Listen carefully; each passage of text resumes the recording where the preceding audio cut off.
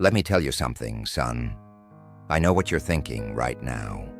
You're wondering whether an old man like me has any right to speak on this. Maybe you think I'm about to give you one of those tired speeches about acceptance, or tell you to just be grateful for what you have. I'm not going to do that. What I'm going to do is tell you something that took me 20 years to understand. And I want you to hear it now, before you lose another decade the way I did. I'm 81 years old.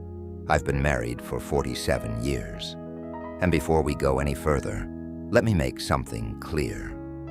This is not about whether you should or shouldn't be intimate with your partner. It's not about performance.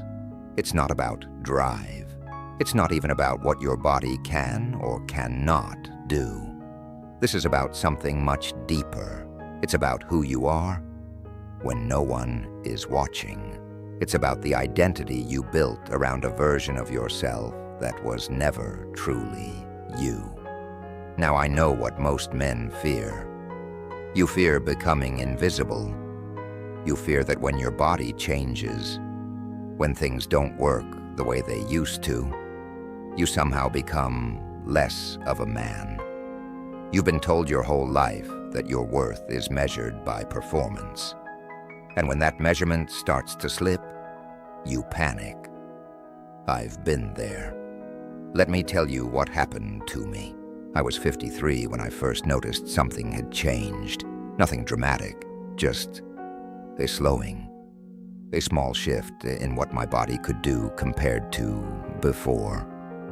And slowly, I lost my peace of mind. I started comparing myself to the man I was at 30, at 40, to younger men, to images in magazines, to stories that weren't even real. And in my head, I kept hearing the same lie. You're fading. You're becoming less. The worst part, I didn't tell a soul. I smiled at my wife and said everything was fine, while inside, I was drowning in a shame I didn't even know how to name. Do you know what I thought masculinity was? I thought it was stamina, power, performance on command, something that had to be proven again and again. And when my body began to change, I felt like I was losing the only thing that made me a man. Let me say this clearly. That belief nearly destroyed me. The years between 53 and 63 were the loneliest of my life. I was surrounded by people who loved me, but I felt completely alone. I couldn't talk about it. Strong men don't struggle with this. That's what I told myself. So I carried it alone. And the mental pressure was unbearable. Every time I was with my wife, I was in my head, monitoring, measuring, worrying. Am I enough? Am I still the man she married? I wasn't present. I wasn't connected.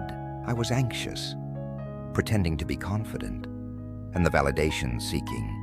My goodness. I needed reassurance like a man needs air. Tell me I'm still desirable. Tell me I still matter. Tell me I'm still a man. And when I didn't hear it, I spiraled.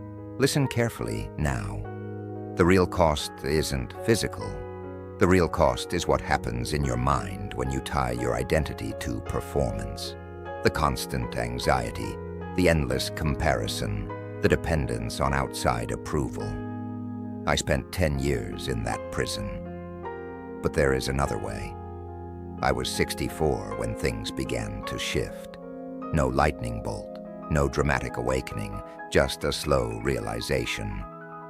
My wife and I were going through a rough season, not because we didn't love each other, but because I had become difficult to live with.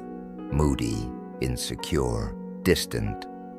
One day she looked at me and said, "I miss my husband. I don't know where he went." That sentence broke something open inside me. I'd been so focused on performing as a man that I forgot how to be a husband. I forgot how to simply be there. That was my turning point. I started asking hard questions. Who am I without performance? What remains when you strip away the physical? What am I offering the people I love if I'm trapped in my own head? The answers were painful, but they set me free. I realized I had been living inside a story society handed me, a story that said my worth was tied to my body, and that story was a lie. You are more than your body. I am more than mine. And what makes a man valuable has very little to do with the bedroom. Here's what changed. First, I let go of the mental noise. I stopped monitoring myself, stopped comparing, stopped performing in my own head.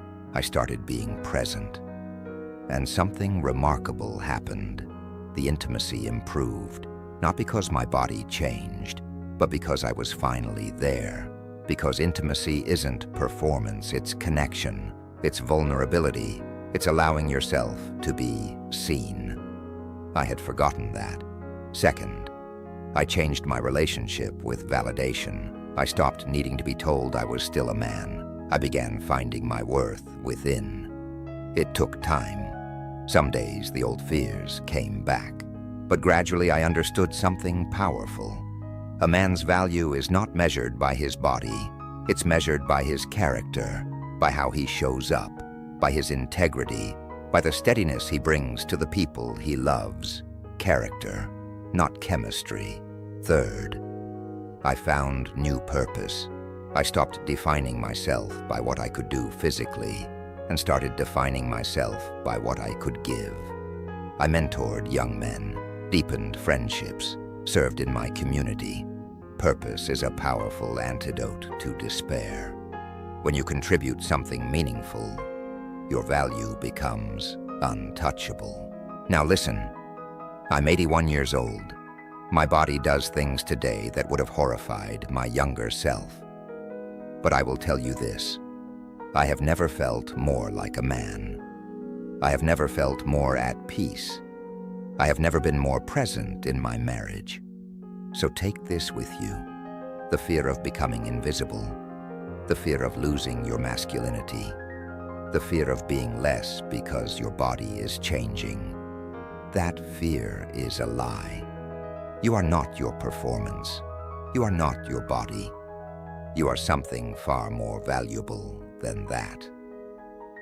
Let me leave you with this question. What would your life look like if you stopped measuring yourself against who you used to be? What could you offer the people you love if you were no longer trapped in anxiety? It's not easy, but it is possible, and you deserve that peace. Take care of yourself, son, and remember, you are enough. You always were.